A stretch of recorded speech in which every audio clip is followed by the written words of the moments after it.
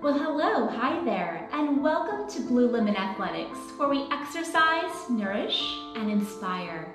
I'm Crystal, your National Academy of Sports Medicine certified personal trainer, and today we've got a great blog in store all about sleep, rest, recovery, and nourishing your body as a whole. But before we dive in, I want to make sure I give thanks to all of my members, Patreons, clients, website followers, and fans, and helping to support this creative, fun-bursting brand, BluLemon Athletics. So far, it's been quite a journey, and I couldn't have done it without you. So thank you for your support in so many different avenues and ways. It's much appreciated. Now, I want to go ahead and jump into the subject of sleep and rest and recovery. I've been fortunate enough to have encountered experts in so many different related fields. So it's actually their knowledge that I'm acquiring here, and I'm able to piece together some really terrific information for you I think you're going to majorly benefit from. So I'll go ahead and disclose all of the references and all of the sources that have helped me put this blog together with much pleasure. So I want to begin reading off a little bit of this that I've collected. First, let's dive into rest. So your resting place, where you lay that head down, it's a place of peace, it's your sanctuary, and it's your safe haven. So with that being said, rest is crucial in order for your body to repair, heal, and replenish itself, especially after a full day's busy work style, and especially after any type of exercise in any way, shape, or form. So your body continues to burn energy even when you're down and at rest. So this allows your body to kind of power down in a sense in order for it to restore and recharge and replenish. And on average, humans sleep about 1/3 of their lives. So that's going to mean, for instance, let's say you're 24 years old. So that would account for 8 years thus far of your life has been equated to sleep. And according to the National Sleep Foundation, adults should achieve anywhere between 7 to 9 hours of uninterrupted sleep per a given night. So when you sleep, you're in an anabolic state of growth, part of your metabolic processes. So all of your systems, your immune, nervous, skeletal, and muscular systems are all reaping in all of those benefits.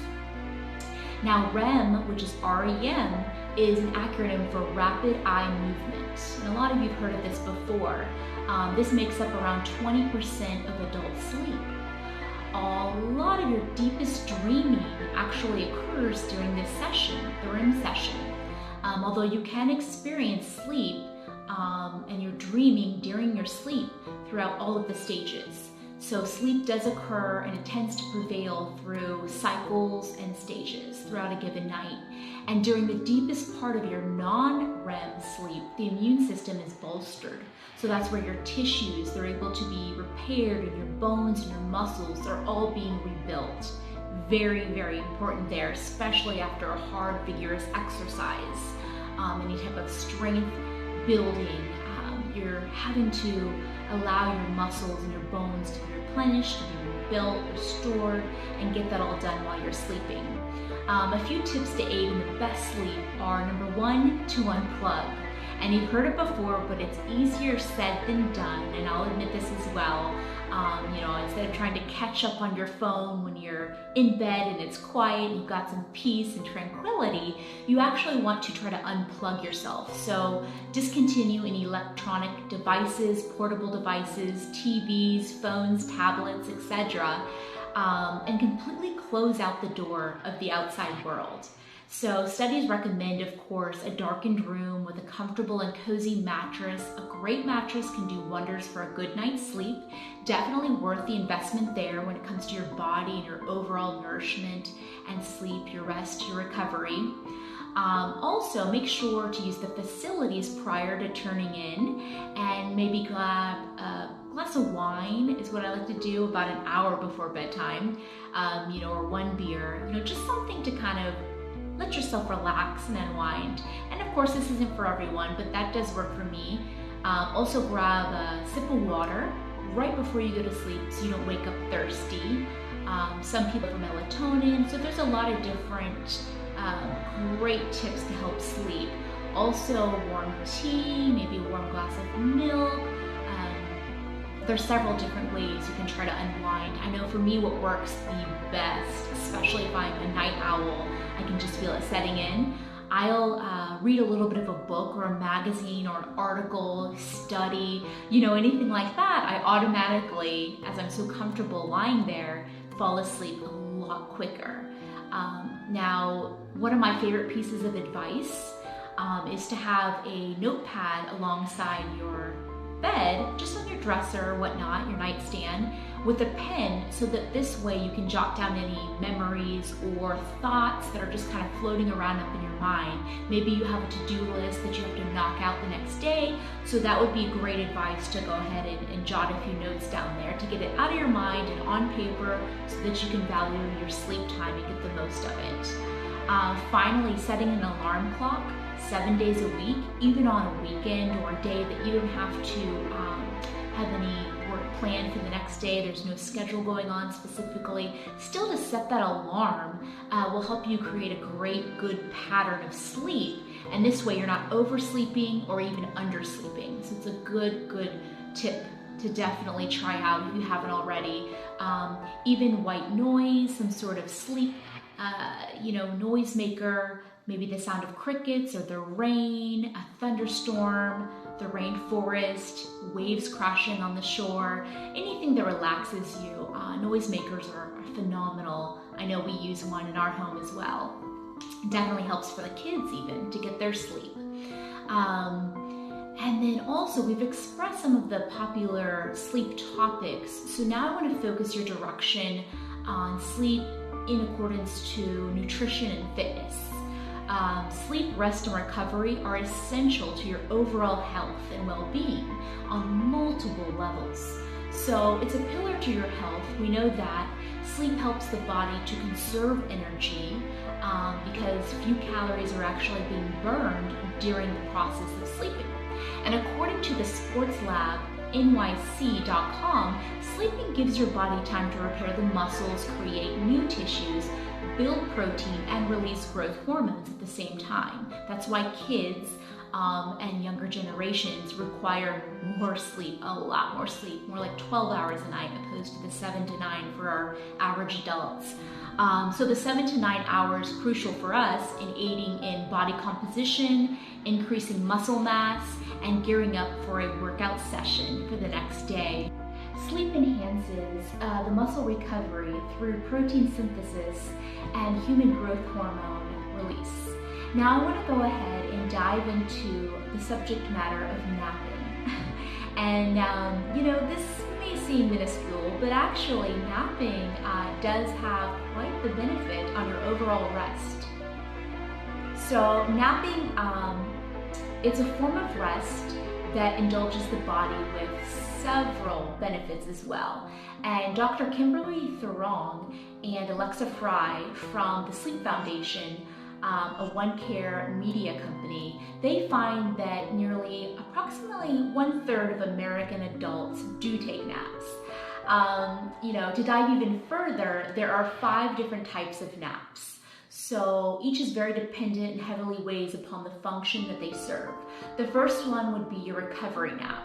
And if you're up late or maybe you experienced interrupted sleep throughout the night, you had something heavy weighing on your mind, whatever the case might be, for some reason or another, your sleep was not really solid, good, and uninterrupted. So then you would indulge in a recovery nap.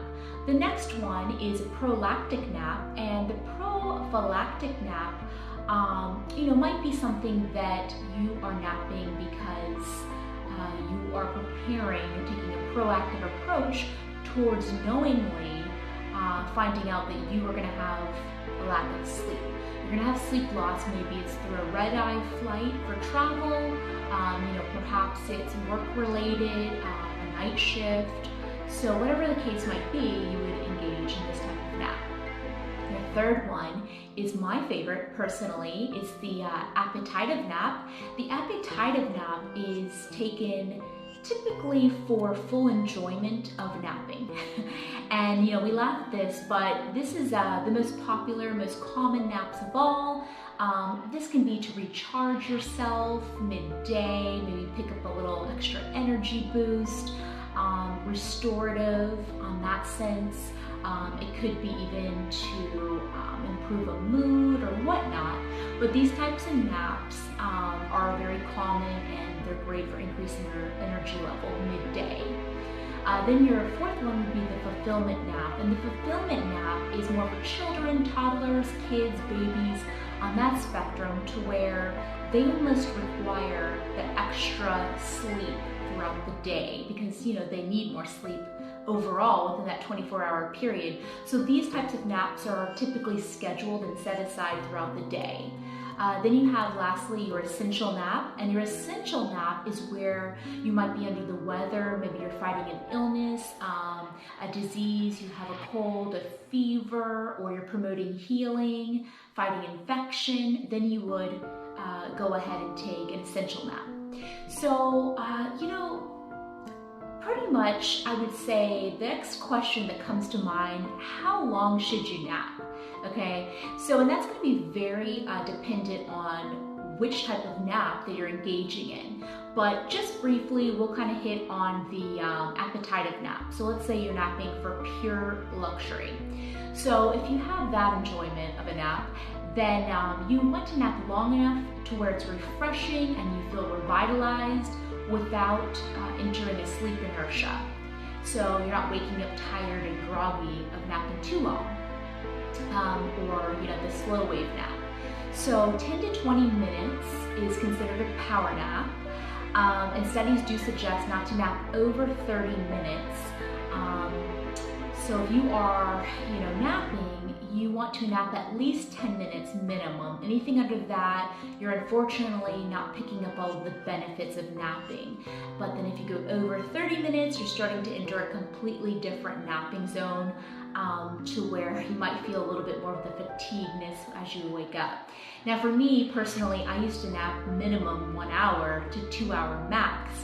And I thought that was great. I felt fine waking up, but then I went ahead and gave this a whirl based off of all the studies and research I found and collected. And I now take like a 10 to 30 minute range nap as recommended for the allowance. And I have to tell you, it's a total turnaround. I feel so much more vibrant. I wake up and I feel fulfilled and I'm not tired and I can go along the rest of the day just fine. And I only take one of these maybe twice a week or so, but just a little pick-me-up, closing my eyes, I'm not sleeping, I've heard that before, just resting. But yeah, those are great. So 10 to 30 minutes is the recommended allowance, is what they are suggesting. Also, exercise and sleep go hand in hand. So as the body repairs itself and strengthens within the same time between your workouts, for example, and continuous training, if you're vigorously exercising, you want to make sure you get that rest and recovery as well. So you might need to take one of the rest days. It's very important. Even prime athletes are still having to engage in that day off, or that rest day, so that they can recover. Very, very important. No matter the platform or level of exercise, you need a rest day. Very, very proper to do. So sleep, eating, exercise, hydration, they're all equally important to add into your regime, your overall health and vitality. Poor sleep is actually linked to a higher body weight, depression, and so many other factors regarding your health, versus good sleep, and we're not talking just naps, but just good sleep in general overall, is linked to improving concentration and productivity throughout the day. It maximizes athletic performance, and it can be achieved through really good sleep, uninterrupted, that 7 to 9 hour stretch for adults. And sleep is also known to have an effect on your glucose metabolism and type 2 diabetes, just to keep in mind. So get your rest, relaxation, recovery, and recharge yourself. Take that rest day, especially if you're active and you're engaged in sports or vigorous activities, exercises throughout the week. Give back to your body, so it'll give back to you. With that said, I think I'll indulge in a 20-minute appetitive nap. But I hope you enjoyed the blog overall. It's my pleasure to introduce this to you, and I very much had a lot of fun collecting the resources and references, all of the professional notes that I found, and I've been fortunate to have encountered experts in so many different fields, so I'm very thankful and blessed to have their research and studies come along to the blog and bring them to life for you. But yeah, so please subscribe to the channel BluLemon Athletics and check us out, ring the notification bell, hit the thumbs up if you enjoyed your blog video, and check us out at the website www.BluLemonAthletics.com. And thanks so much, guys, appreciate it. BluLemon out.